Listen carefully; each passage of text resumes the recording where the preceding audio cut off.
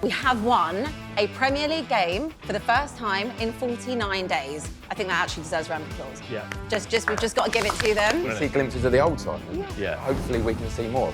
Our team in 3 or 4 years, if we can keep hold of these and add some quality as well, we're going to be competing. I don't think I've ever had someone that said that the first game they ever saw us win. Mine was a loss as well, but Bolton at home in 2004. There was discussions with my representatives, with Arsenal as well, and if I would have signed for Arsenal now, well, I probably wouldn't be on this show, to be honest, but I was desperate to score at White Hart Lane. I get a lot of stick, as do you. It's a tough life, isn't it? Imagine the press conference when if we do win something and he just winks down the camera and says, I told you. Yeah. I told you.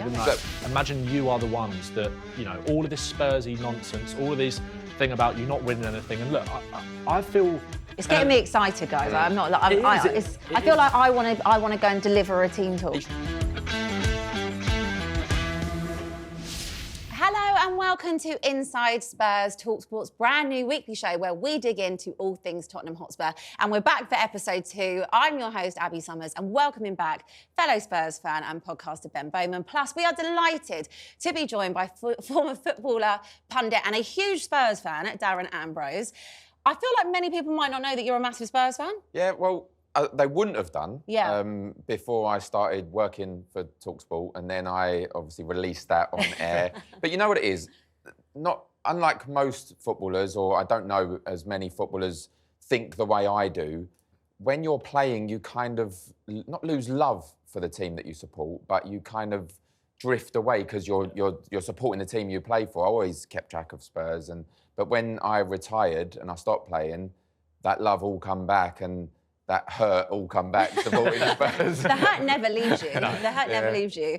But we will talk about you and your love for Spurs a little bit more in a little bit. But I just have to announce that we have won a Premier League game for the first time in 49 days. I think that actually deserves a round of applause. Yeah. We've just got to give it to them. We are staying up. We are staying up. We've gone from being relegation contenders to now we're mid-table contenders, which is great. Up to 14th.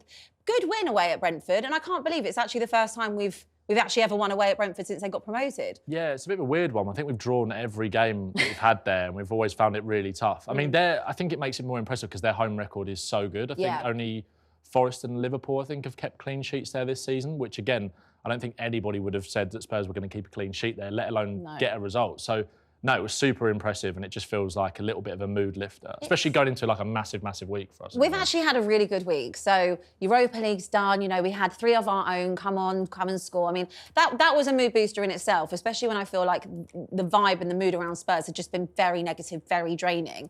It kind of sucked you back in again, didn't it? The best way to suck the supporters back in is bringing youth on and giving homegrown talent a chance. And I thought the Ep2 game was fantastic to see those players come on. I was impressed with Ajahi and Dane Scarlett. I watched Ipswich quite a lot when Dane Scarlett was there. He never really got the opportunity, and I always felt when he come on, he made a big impact, and he's certainly done that. And then he was brought on again at the weekend, and the result against Brentford, as Ben said, was tremendous. And you go in as a Spurs supporter before the game, and I was not looking forward to it because I knew that we hadn't beaten them since they got promoted. I knew they had such a good home record. But we see a different style of play as well. Yeah. We see a plan B from Ange. Maybe it was forced upon him, but I thought we deserved the win as well. Yeah, I do too. I mean, let's talk about that game then, because obviously it started with an own goal from Janelt, but Son corner, so we'll give him that, and then Sarr with the second. Quite a good week, actually, for Son, really. That's 2 assists, considering he hasn't really been brilliant or prolific. And I think that's where we're just adjusting our expectations of Son, isn't it? Yeah. I mean, it's 6 goals and 7 assists in the Prem this season. So he's still contributing. I think it's just we need to just stop having the reliance on him so much. And that's the frustration where we didn't get someone in to kind of be the new Son in the summer. But we're up to 14th, as we said. We're level on points with West Ham, who are 15th. We're 2 behind United. We're on our way to 40 points, lads. Yeah, the magic 40-point number. But then we'll be staying up. Yeah. 2 winnable games next as well in the league. Man United and Ipswich. So, absolutely. Love the dig. Yep. Exactly. We're going now. It's been a frustrating season, to say the least, league campaign-wise. Yeah. But I think now the next week is the telltale. The next game is massive. I think so, yeah. And I think as well for Spurs, like in the league now, it's kind of a case of just taking one game at a time. Like it's easy to sit there after the game and see like the camaraderie between the players and the fact that they really dug in yesterday, and it was a really kind of gritty performance that, again, we've kind of been unused to seeing. Actually, in the cup games, I remember Man City at home in the League Cup where it was kind of backs against the wall and we got through it. We have had moments in games this season where we've shown that we can do it and grind out a result. You just don't necessarily expect it away from home, given their brilliant home record as well, Brentford. But it was great. And it's like, you know, is it a corner turn for Spurs? Who knows? But I think it's just important to just take one game at a time, especially ahead of a massive week. Like you mentioned Sonny there. Like, I think with Son, it has been frustrating to kind of see his decline a little bit this season because, you know, you have set these expectations with Sonny over the years, given how much he's contributed to us. But what did you say, 6 goals and 7 assists in the league this season? 6 goals and 7 assists, yeah. I think over 10 goals in all comps. It's like, that output can't be sniffed at, even if he isn't maybe, you know, against Elfsborg on Thursday, I know it was kind of someone said to me this morning that apparently they were playing a striker filling in at right back apparently on Thursday, but he had him on toast, didn't he?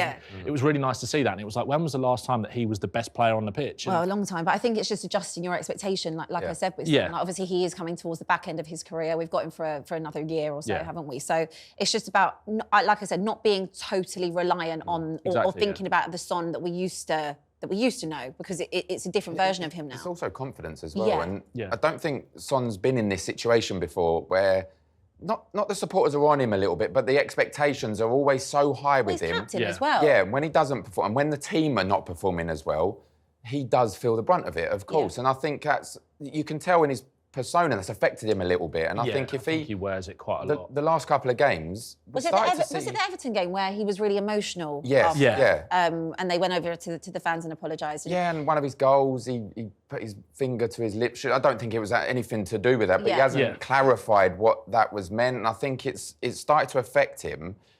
But I think the last couple of games, we've started to see glimpses of the old Son back. We've also seen this nervous and lacking confidence as well, giving the ball away in certain situations when he wouldn't normally.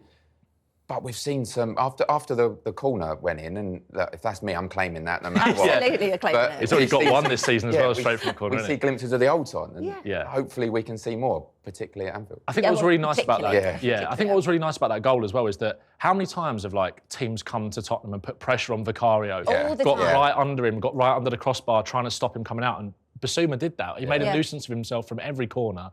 We broke the game up. We made it a little bit like just hard for Brentford to kind of settle, and we got under their skin a little bit. Which I think that in like Tottenham don't really do. We don't try and make it hard for teams. We've got quite a weak underbelly, which actually we went away from kind of under Pochettino, but it's kind of come back that in the nasty side. Isn't and it it was something that Jose said it when he was in charge. Like, they're not a nasty enough group. They're not. They haven't got that bit of grit. But that performance yesterday, it might not, it might not be exactly what Spurs fans want to see, but actually we just needed to stop the rot and actually just start picking up points. And if you've got a low block here, everyone says that Ange doesn't change his tactics, but I'm all for a low block. If it gets the job done at the moment when you're on your bare bones and your back's against the wall, just get it done. And I was actually very happy just to walk away with that and have a nice weekend. Yeah, a non-eventful win for Spurs for a change, and just a clean sheet. I think as well, like, obviously we're going to talk about Jed Spence, but the fullback's not going forward as much. We were talking before though, like, when you watch that second goal back, I think you don't quite see it at the time or notice it at the time, because it's like they're putting a lot of crosses in the box and you're just like kind of trying to get through the game. You're watching the clock down and it's right, it's 80 minutes now,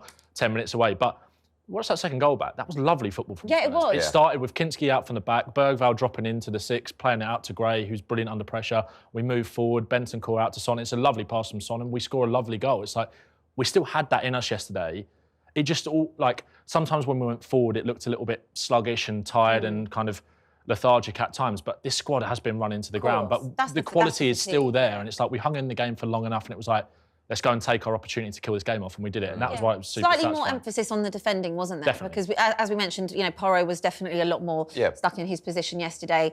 I saw that Archie Gray kind of said that Ben Davies coached him through that game. Yeah. And just before we talk about Jed Spence, I mean, on Ben Davies, I do feel like it's probably at the point where he probably shouldn't be at the club anymore because of how long he's been there and just us needing to not just move forward at times. But I have to say, in terms of a servant to Tottenham, I think he's been unbelievable. He'll never give you less than a 6.5 or 7 out of 10 performance. And you do need like those type of warriors in that game to be coaching an 18-year-old next to you and do that and then go away to Brentford, get a clean sheet. I think we just need to give him so much credit. Yeah, we do. And I think, as you said, having Archie Gray next to him, being so young, not being in his favoured position, to have such an experienced player who probably knows it may be his last few games for the football club, to give it 100% that he is doing, that's what you want. And as you said, in games like that where we conceded 10 corners, the amount of crosses that were coming in, I thought we played really, really well yesterday. Yeah, I did too. I really did. Right, let's talk about man of the match then, because it was Jed Spence. And I can't believe that he sat there for 2 years being just wasted by Conte and even Ange last season. And I've heard, I don't know if it was an attitude thing, but whatever it was, I think he's undroppable at this point, even when Destiny Udogie comes back. And Ange made some comments kind of saying, well, he's doing a really good job until Destiny comes back. But I don't feel like I think Jed Spence has been unbelievable since coming in. He's played left back, right back.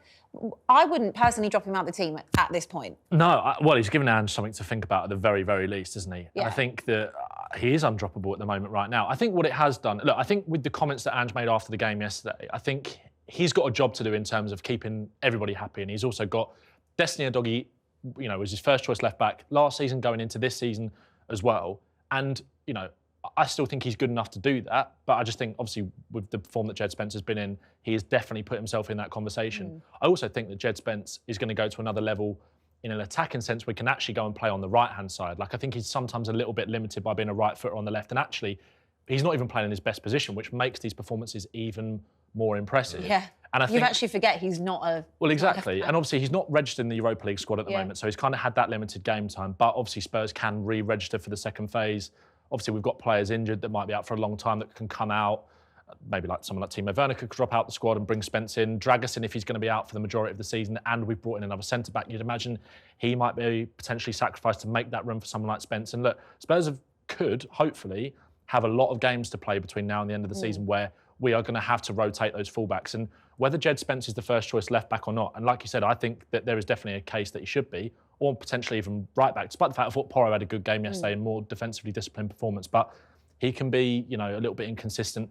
These fullbacks play such an intense role. I don't think you'll find a fullback, maybe not yesterday because they were more defensive, but generally under Ange, I don't know many teams in the league that play with emphasis. Yeah, and that high intensity. So you're going to need to rotate. And I think that's one thing that you can, I think Sonny said it on the last episode, like, you can level that at Ange for not using, bear in mind how much they run. Udogie coming into this season off the back of surgery. He's obviously picked up another big injury. We need to rotate those fullback positions more. So as long as it means Jed Spence gets more game time or continued game time when Udogie comes back, whether they rotate, whether he becomes the starter, I'm happy as long as we see him on the pitch because he deserves it. He's really knuckled down. Like Ange said, he's still got a way to go in terms of like his maturity, but he's shown that maturity on the pitch. It's like, it's his defensive side of the game. And Jed Spence at Nottingham Forest was an attacking wing-back that we were really excited about when Conte came in because it was like flying forward. We want our wing-backs to overlap. He would have been perfect actually under the Conte system. Exactly, and that's, I know Conte said he was like a club signing, but in terms of fit, we were really excited. And now, it's the defensive side of the game. How many times now has he, I don't think, one, he's not had a bad game for us. No, I've not seen him have a bad game. And two, that's performances now against Mo Salah. Even when Salah got a couple of goals against us when they beat us by 6-3, still had quite a quiet game. Jed Spence did well with him. He did well with him in the Cup game as well. And then Bryan Mbeumo yesterday, who is one of the best right wings in the league, had one shot at goal where he turned him inside out. Other than that, he did really, really well. So this is a player that, as you said, Ben, at Nottingham Forest was tremendous. I think he got in Championship Team of the Season. He was a key part of them getting promoted. And when he signed for Spurs, it was such an exciting signing. And yes, there was elements of he had an attitude problem. But I think there's two ways of looking at this. One, he's grown up a little bit. He's knuckled down. He's thought, no, if I want to be the player I know I am, I need to make the move first and foremost. But the manager needs to play some part in this as well. And I've played with many players that had bad attitudes. It's how you manage that situation. Yeah. And it seems like they've come to this partnership with Ange and Jed Spence, although the comments were a little bit strange to hear after such a good performance. But I'm with you, Abby. I think he's undroppable. I think he's been our best player in the majority of the games he's played. I think so. You know how we were just saying, you actually forget he's not a left back because he's playing so well at left back. I think that either role, like as much as I really like Destiny Udogie and I like Porro, I would say this season, maybe like you mentioned, Ben, because of the injury to Udogie, he hasn't come back maybe the same at times earlier in the season. But with Porro, I think defensively, Jed Spence is a better defender than Porro 100%. Is. So even if we dropped out Porro, for example, and then Brennan Johnson comes back into the team, those two obviously played together at Forest and had a really nice kind of cohesion with each other. Yeah. Maybe that's also beneficial to someone like Brennan Johnson, who's also kind of not struggled since being at Spurs, but he definitely, I think, that there's always been question marks over whether or not he was worth the money or if there's an upgrade. So I just think Jed Spence has been brilliant, coming in and barely playing in 2 years and then fitted in seamlessly. Yeah. And also has had to kind of also drift into centre-back at times as well.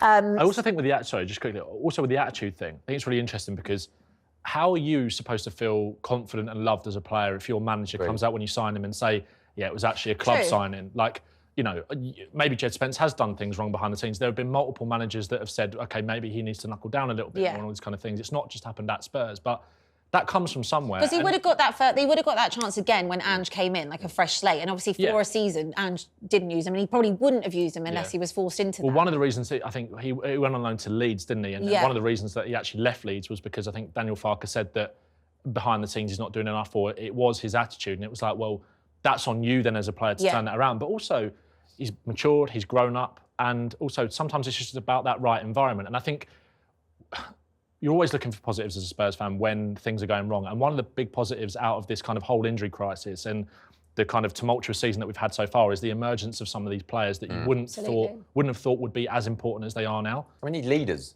Yeah, and I think that's the we have a lack of leadership, don't we? Yeah, but these young players coming into the team so early, maybe fast-tracked into the team, they're our future leaders. Yeah. Archie Gray, you can already tell, is a future leader of this football club. And in 2-3 years, is going to be quicker than it would have been because he's had to be brought into the team sooner rather than later. And I think they've all handled it tremendously well.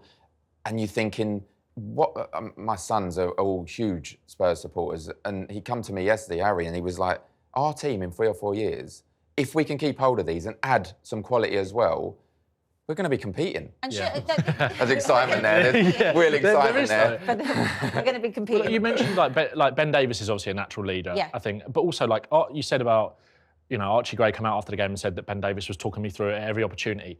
That's really great. But Archie Gray seems like a player that almost doesn't need that in a way with the kind of confidence and maturity that he has showed. Like I do think Ben Davies is a leader. And I don't think it's going to do any harm to keep Ben Davies maybe for another year because I don't think he's blocking anyone's pathway. I think he's happy to kind of sit on the side. I could see him maybe going to like a coaching role at Spurs. I wouldn't be surprised on that either. No. You need players like that in the dressing room. Yeah, you do.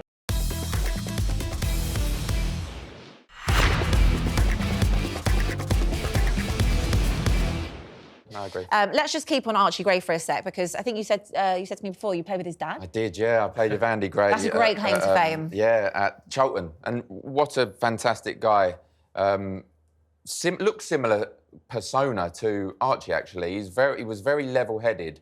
He was a centre forward. If he went out and played and missed an opportunity, he wouldn't let that affect him. He just took each game as it came, each opportunity as it came, and a real nice family guy off the pitch. And my wife pointed this out to me yesterday. We were there when Archie was a baby. I think he was either newborn or one. He was a tiny baby, and it's crazy to see. That's crazy. I didn't even realise that was the issue because he'd grown up so quick, and he's in a Spurs team. I see when Spurs played Ipswich, I see Andy, and I was like, "What are you doing here?" And he was like, "Oh, my son's playing." And I was like, "Of course, put 2 and 2 together." He obviously looked different to when you last saw Archie when he was a baby. A little bit, yeah. Still a baby though, isn't he? Yeah, he's still a baby. Right. He's 18. We were talking about it before. He's technically still in sixth form, but he's just doing such an unbelievable, football family as well. As I said, his dad, his uncle, his granddad, I think, all played, and real credit as well. It seems like he doesn't look like he's ever going to be in trouble in the media or stuff like that. Cool, Hopefully, calm, collected. Ange absolutely singing his praises, saying, you know,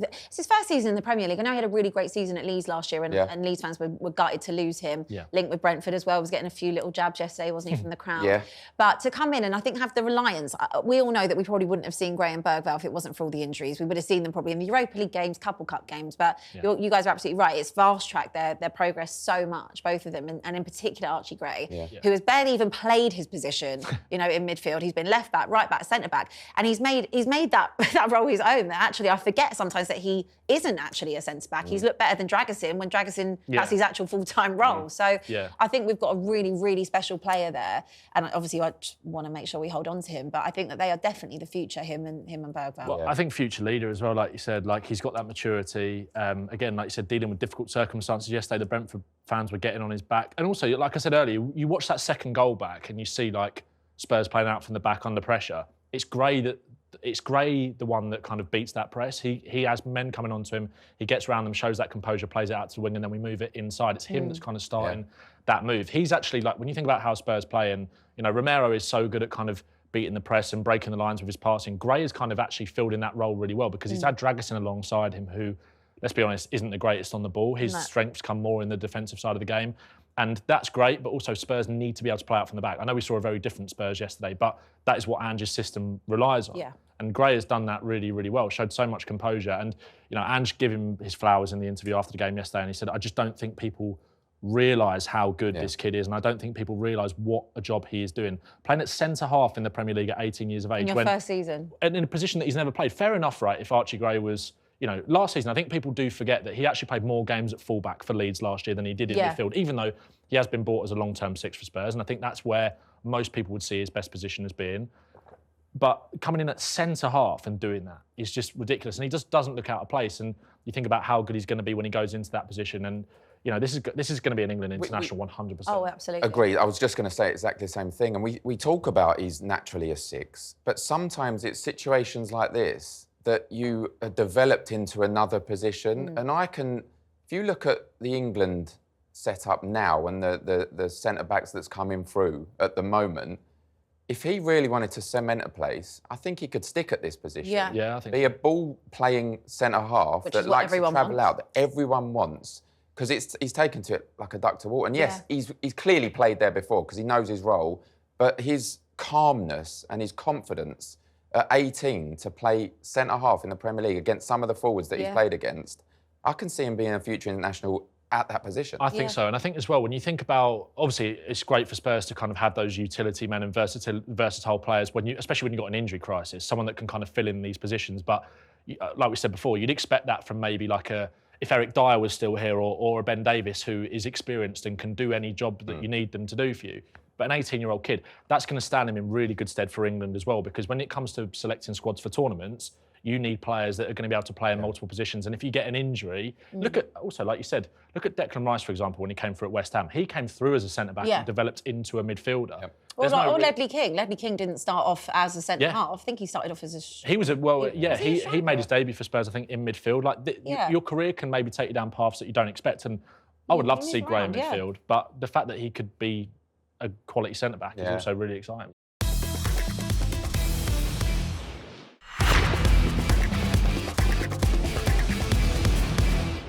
Darren, let's talk a little bit about you and kind of like your memories of Spurs. Because as we said, maybe people didn't know so much that you were a Spurs fan until you started here at talkSPORT and people got to kind of know you more than just the footballer, Darren.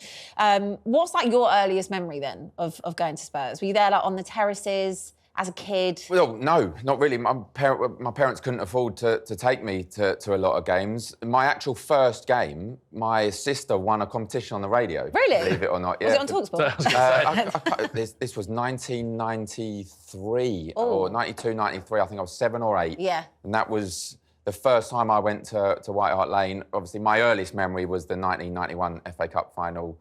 Favourite player was Gazza. Nice. I had the Gazza and Lineker poster on my bedroom wall, and my sister won this competition on the radio for 2 tickets. That's and so said to me and my dad that why don't you go? So I went to Spurs Aston Villa. We actually lost 5-2 that game, but it was a moment I'd never forget. It was the first time I got to witness White Hart Lane, got to go with my dad, who was a West Ham fan, by the way. So, how did you end up as a Spurs fan? Was that because of Gaza? Yeah, my granddad, my dad, they were both West Ham fans.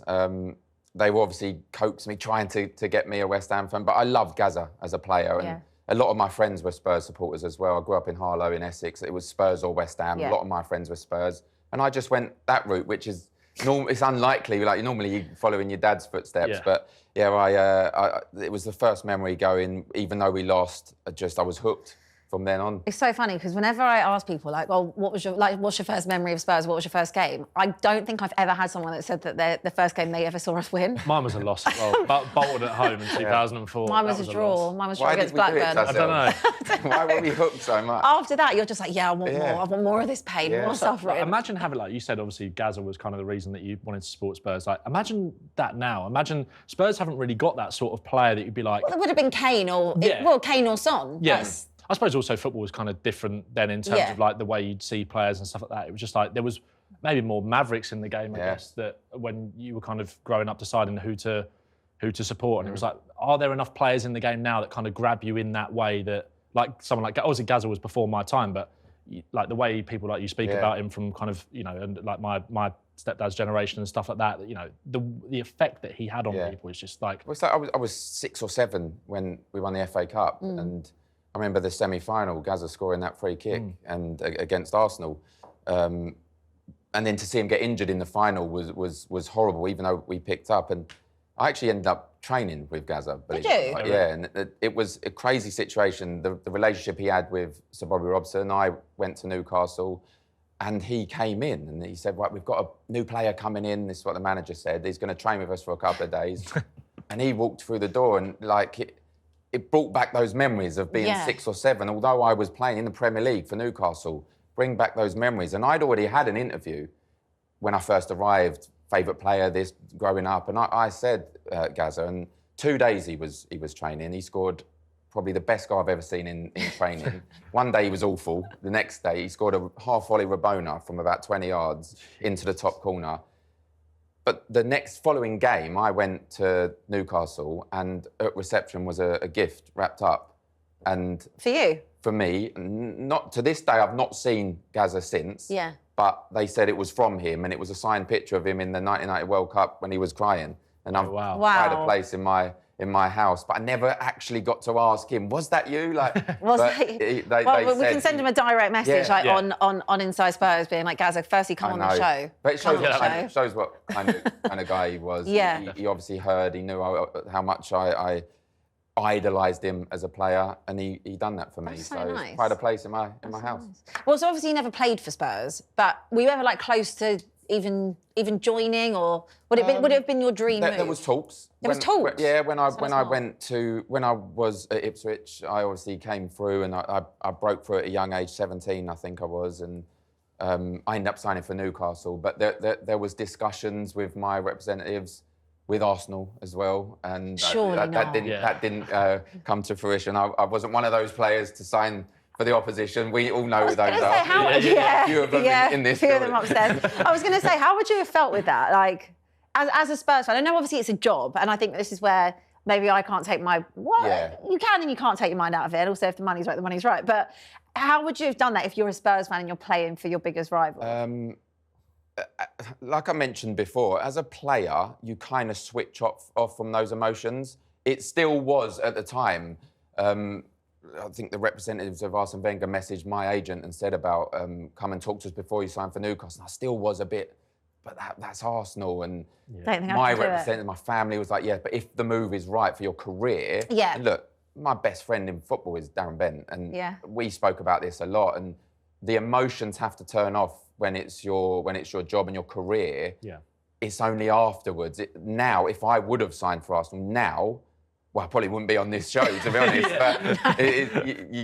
But I wouldn't have liked it after I ended my career. I'd have thought, why did I do that? But if it was the best thing at the time, which it wasn't, and that's why I ended up signing for Newcastle. Like you said, it's so hard to picture that. Like, as just a normal fan, you just think, no, I would never ever do that. And it's still like... I think the same as you now, though. Yeah. I think, no, I could talking to never my do old that. self, no, don't dare. But if it's to do with your career and its progression, and obviously you get one career, you want to make sure... At the time, it was Arsene Wenger. He was bringing through a lot of the young players, English players as well. So it was. You can be like an inside operative, though, couldn't you? You could have tried to bring them down from the, from the inside. Yeah, certainly could have. Yeah, that would have been my angle. Well, who would have been the Spurs manager when you would have had that same? What year was that? So that would have been 2004.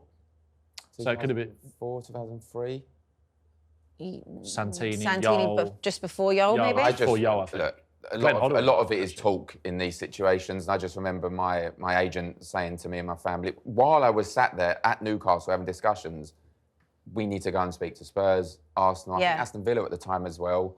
We need to go and speak. And I was closer to talk to Aston Villa than I was to the other two. And did you ever beat Spurs when you played against them? I don't think so. No, I don't think so. I get asked this a lot as well. How would you have felt if you'd have scored? You'd have loved that, yeah. I was desperate to score at White Hart Lane. Yeah. Not against Spurs, but just to say, and I never did for a club. I did for England under 21s. We played France in a qualifier for the Euros, and I ended up scoring the equaliser. And I was buzzing because it was at White Hart Lane. Best feeling in the world. Yeah, best feeling in the world. Probably one of the best feelings I had scoring, just because it was at the home of Spurs. So well, that's what the kids were saying the other night, wasn't it? Ajayi and Moore and Dane Scarlett. You know, I think it was Ajayi that said on Mikey Moore that scoring in front of that massive south stand and. I mean, that's got to be like the best feeling ever, especially if you support Spurs. You come through the academy, like you're one of our own, and then you score on your senior debut, and in a European game as well, like that. When you think of the European history that Spurs have got, I know it was kind of, Spurs should have won that game. It was against Elfsborg, like Mikey Moore's goal, for example. We were 2-0 up at the last minute goal, but it was like and the way that the other players were so pleased for them as well. I was sitting there in the South Stand the other night, that game, and it was like all of them just get off the bench. All of the injured lot just get up from their sick bed. There was a lot of them. There was a lot, yeah. Probably more of them than there was on the bench. And it was just like, you see how pleased they were for the youngsters. Our times have changed as well, by the way, because if that was when I was played, we'd had to be in our tracksuits or suits. Yeah. See some of the club that there were. It was like a Paris Fashion Week. It was literally like fashion week. That picture of them where they couldn't all fit in the photo because there's so many injuries.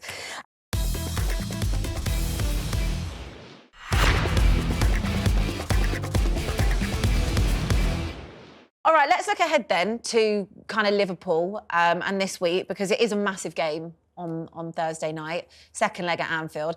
I've just got this weird feeling, because obviously, like, me being a realist is like, okay, we're probably going to... That 1-0 lead is probably going to slip within the first 15 minutes, just thinking about Spurs and Spurs being Spurs. But I'm trying to not be pessimistic here. I've just got a feeling that maybe because of how bad everything has gone for us in the league this season, maybe it is our year.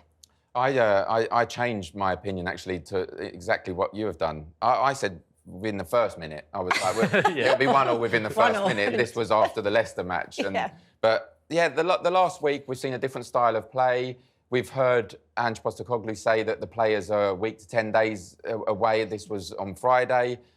I think if you're one of those players, one of the starting players, and you're 80, 90% fit, you have to declare yourself fit. Well, obviously, Mickey van der Ven didn't feature yesterday against Brentford, and there was serious panic, being like, oh my God, his hamstring's gone again, what's going on? But that was just apparently managing minutes. And you would think if you're managing minutes, he would be included in the squad, but I guess they took the option that maybe there was a twinge or something. He had that 45 minutes against Elfsborg. But it sounded like it was almost a last-minute decision to just go, actually, maybe, because he said the plan was to play another 45 minutes before the game, and it was like, well, actually, maybe let's not risk put him on ice for Liverpool. This is the biggest game of our season, right? On Thursday night. Absolutely. 100%. And a lot of people, I don't believe this is true, but a lot of people almost still think Ange's job hinges on this game. I don't think that's the case.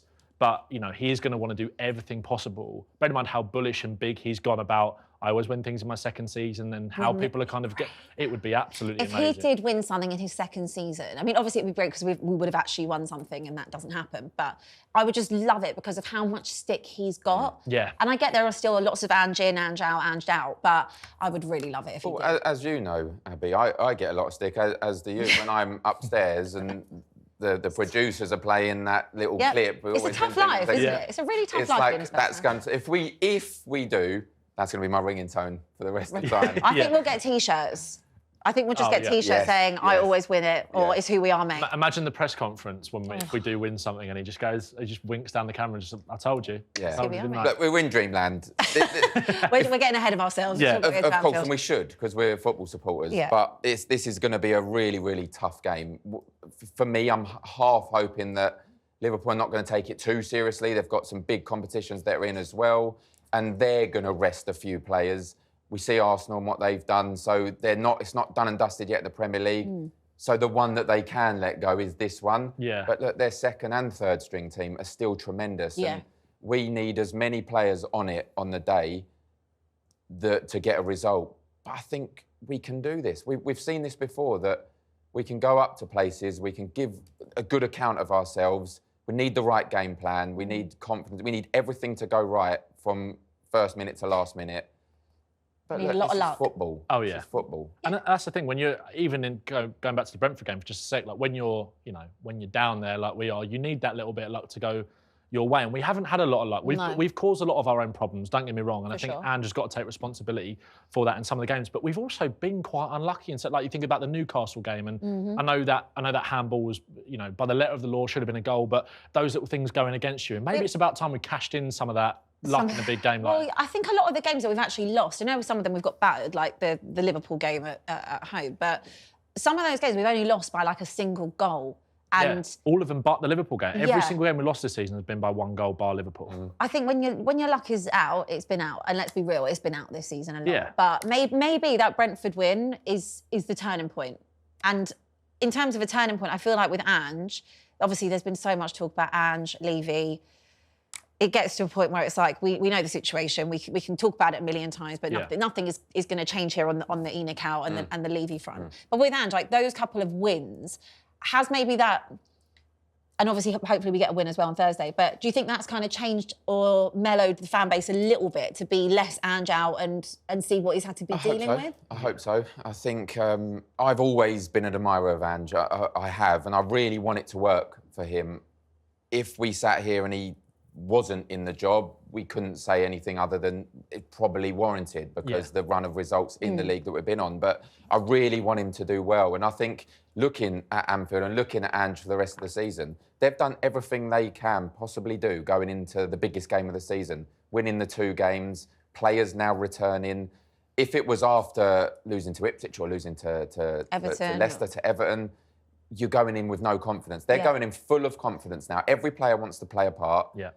That's all they can do going into this game. So I hope that fans are seeing what can Tottenham be, if you know what I mean. And they're very much together. I think that's kind of the party line I've been taking. Like, this isn't a team that's down tools. I still have seen them been playing for Ange. They're just knackered. They haven't been able to really do it. Yeah. But even yesterday after the game, when they went for the huddle, immediately I kind of was like, oh God, it's a bit cringy. Like, let's not celebrate how some other teams might. But actually, the more I thought about it, I actually really liked it when I watched it back, and then going over to the fans and having that togetherness, because when it's all been going against you, it can be really easy for you as a team to start looking at each other and pointing fingers.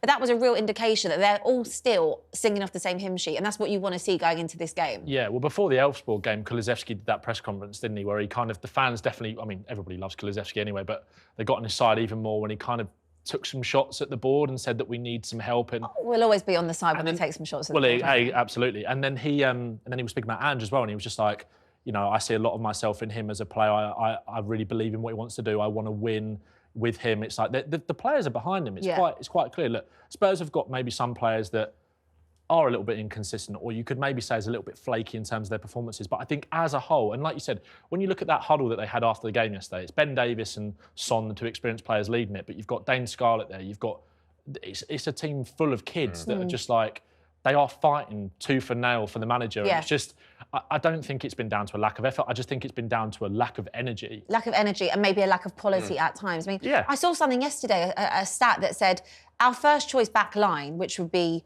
Udogie Porro, Romero, Van de Ven, have only played together 16 times since the start of last season. Crazy. So when you think about Ange and what he's also, like when it's clicked, and you can see what he's trying to do, and you see it and you love the football you're watching.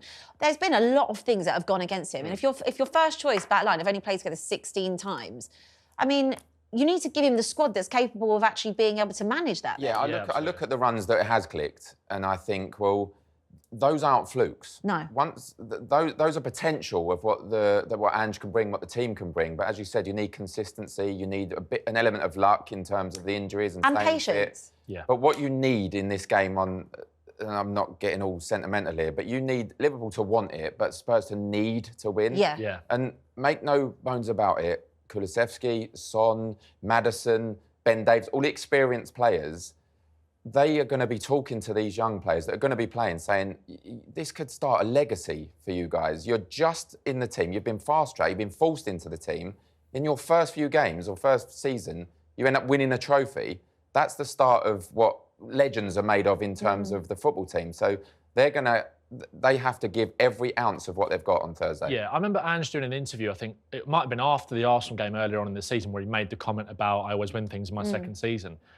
I think he was speaking in the press conference before the next game, saying, because he got asked about it naturally, and was like, the motivation that I'm giving these players is kind of like what you just said, Darren. Imagine you are the group to change this. Like, he's the manager that's trying to obviously change the mentality of the football club. It's quite clear that he has challenges in terms of being able to do that, because the board's ambitions, I don't think, necessarily match his on the football side. And that's been incredibly frustrating, because like you said, that first choice back four has played together 16 times. If we had the squad depth and players, obviously we've signed a centre-back in Kevin Danso, but players that can actually play the system that he wants to, give him the squad to be able to go out and win. And I think you will see a more consistent Tottenham. But he's been constantly saying to these players, and I imagine he'll say it this week, imagine you are the ones that, you know, all of this Spursy nonsense, all of this thing about you not winning anything. And look, I feel... It's getting me excited, guys. I'm not. I feel like I want to go and deliver a team talk. He should be playing that clip as well. Yeah.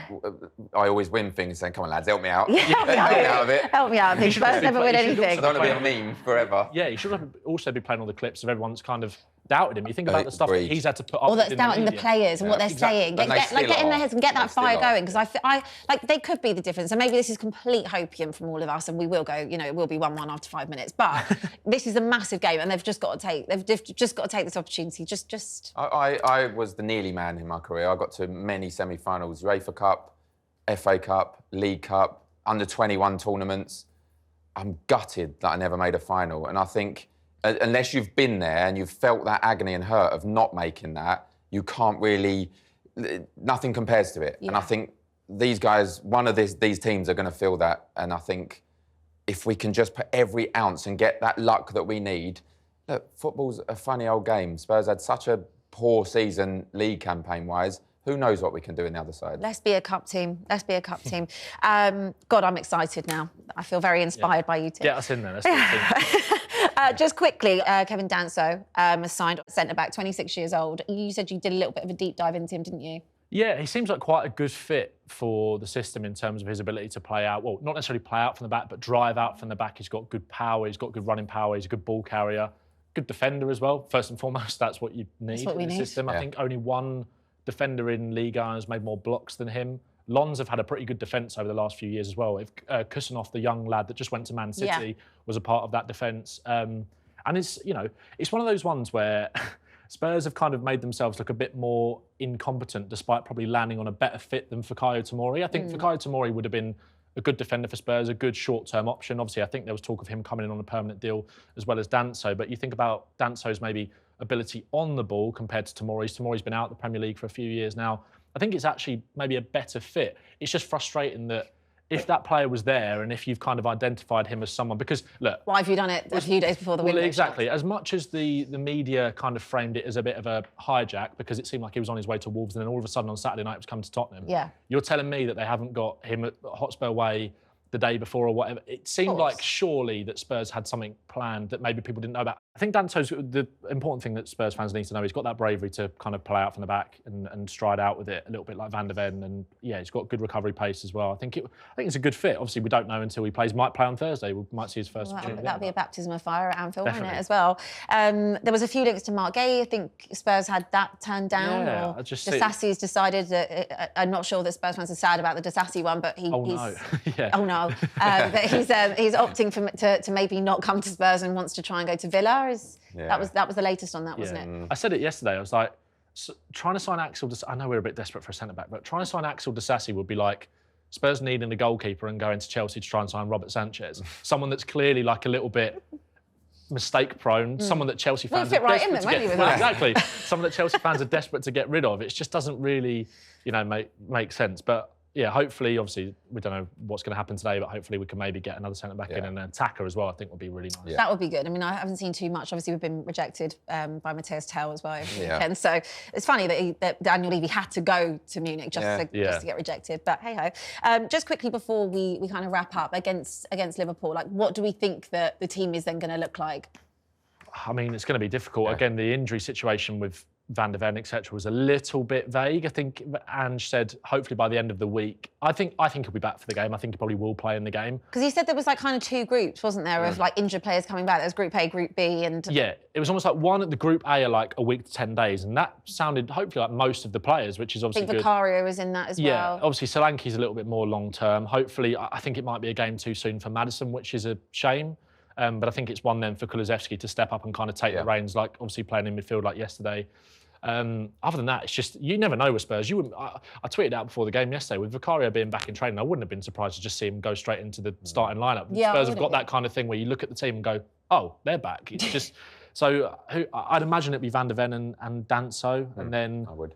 Obviously the question then comes in midfield. Obviously Gray then will come out. Do you put Gray into midfield? Is that a gamble? What about, so Gray, Bergvall, Sarr, do we think that's a little bit lightweight, or are we just not giving them the credit that they would deserve?